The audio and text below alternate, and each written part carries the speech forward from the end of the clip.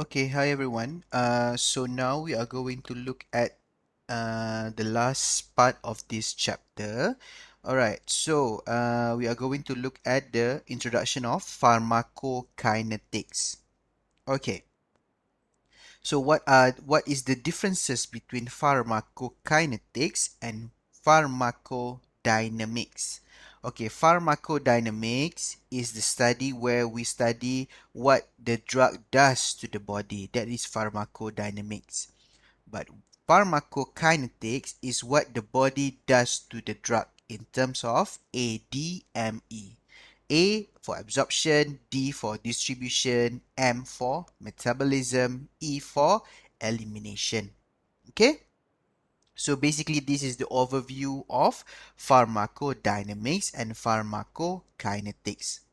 Alright, so pharmacokinetics is an important part in any of investigation involving drugs or poison, where the interpretation of the toxicological data is crucial. Yeah, as what we have looked way before at the initial part of the chapter, where we have looked at into the rules of forensic toxicologist, where it needs to be able to provide a quality analysis and also the interpretation of the toxicological data.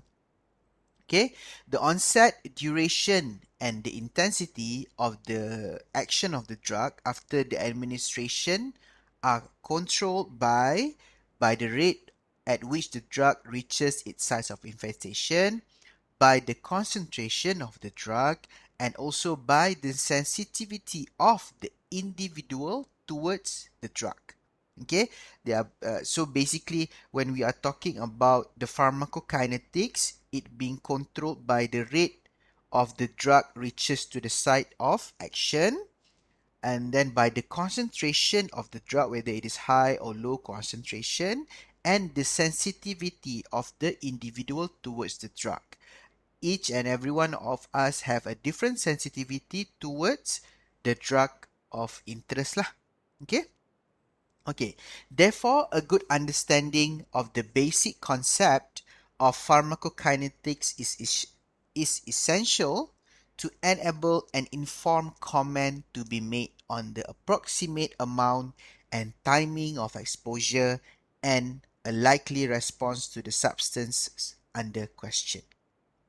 So basically, a good understanding of this pharmacokinetics would be able for you as a forensic toxicologist to make a comment, okay, to make a justification whether the amount of the drug and the timing of exposure and also the response of the person of the individual towards the drug that has been administered.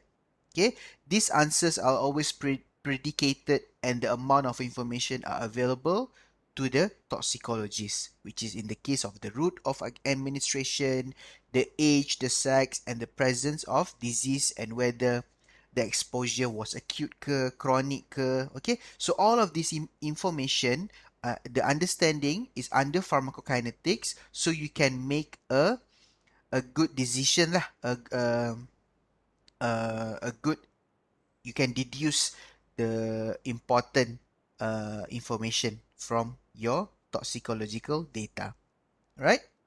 Okay, so basic concept of pharmacokinetics are in 4 stages. Okay, 4 processes lah we say. Absorption, the ADME, absorption, distribution, metabolism, and excretion. Okay, so this is also an elaboration of what is pharmacokinetics and what is pharmacodynamics. Okay, so now we are going to look at into each of these ADME. Okay, absorption. The absorption begins from the entry of the drug from the absorption site. So if it is a parenteral via venous arteries or muscular, whether it is enteral by the gastrointestinal tract, topical via skin, eyes, ears, okay, or via inhalation by the via the pulmonary sites.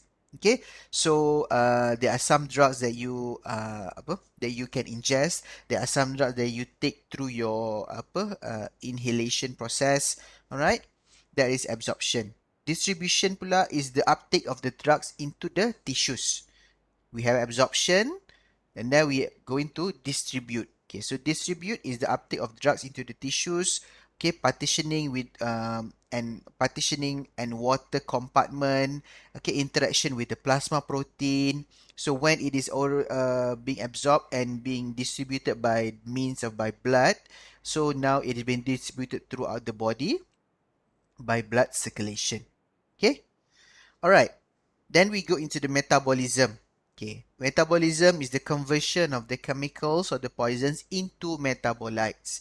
As I mentioned, okay, so mostly in the liver, okay, mostly in the liver by the cytochrome P450 enzymes. Okay, there are two phases that has been involved. Okay, the phase one is the oxidation, hydroxylation, and NO dealkylation, sulfoxide formation, as well as reduction and hydrolysis reaction. So all of this is just for you to know. Okay, you need to know the first phase is just oxidation. Okay, the second phase would involve acetylation, methylation, and conjugation with amino acids and sulfate. Okay. Now we are converting the toxic poisons into a less toxic and more water-soluble metabolites. So this conversion into more toxic metabolites can also happen. Okay. So the function of metabolism is that for you is your body way of taking the poisonous poisons and converting it into a less poisonous poisons. Okay, so this is called metabolites, right? But the conversion of the poisons into a more poisonous poisons also can happen lah. Okay. All right. Lastly is excretion. Excretion is the elimination of the drugs or the poisons or even though the metabolites, all right, by the kidneys, mostly by the kidneys. Okay. Kidney usually rapidly excretes polar hydrophilic drugs and other xenobiotic. Okay, volatile substances also are partially removed by expiration. Okay, and also for the volatile substances, it also being expelled or being excreted by your exhalation. Okay, other mechanisms maybe is by feces and sweat. All right. So basically, what we have learned what is the forensic toxicology, what does it mean by toxicology itself, and then the role of forensic toxicologist. All right. So we have also learned about the importance of postmortem toxicology. What are the specimens that has been used in postmortem toxicology? What are their importance? And then we have looked into the performance toxicology as well for the blood alcohol concentration, the impact driving, and also the drug facilitated sexual assault. Okay, and lastly we have looked into the basic pharmacokinetics and metabolism, drugs of abuse, and other toxic substances. Okay, I think that's the end of this chapter. Thank you.